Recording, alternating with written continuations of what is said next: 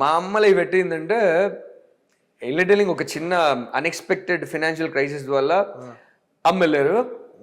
అన్న 2 ఎకరాలు అమ్మారు, క్లియర్ అయింది కొద్దిగా. బట్ అమ్మ mentally so strong, so stable, so you know competitive. ఆ స్పిరిట్ ఉంటుంది. నువ్వు చేసినావు. ఇప్పుడు వాడు చదువుకుంటున్నాడు, నేను పోయేసి ఎంతో కొంత నేను తీస్తాను వెళ్ళింది అనమాట.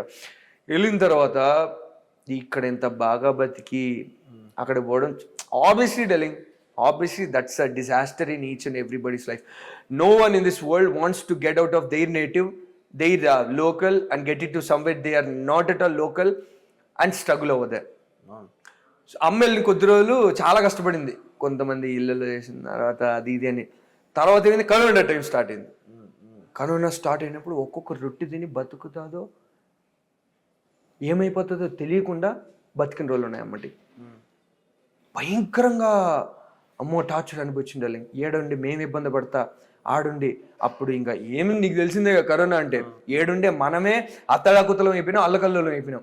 ఊరుగా నూరు, చోటు కాని చోటు, నాని వాళ్ళు లేరు, తిండి తిప్పలు లేకుండా కష్టపడింది.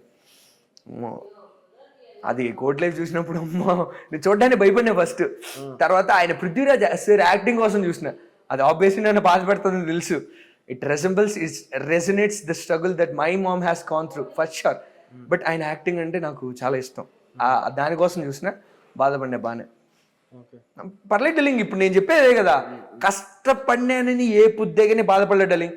ఎంత కష్టం వచ్చినా ఎదుర్కోవడానికి కావాల్సినటువంటి ఆత్మస్థైర్యం, బలం, శక్తి సామర్థ్యాలు, సత్తా దేవుడు నాకు ఇచ్చినట్టు సంతోషపడతానే వచ్చిన.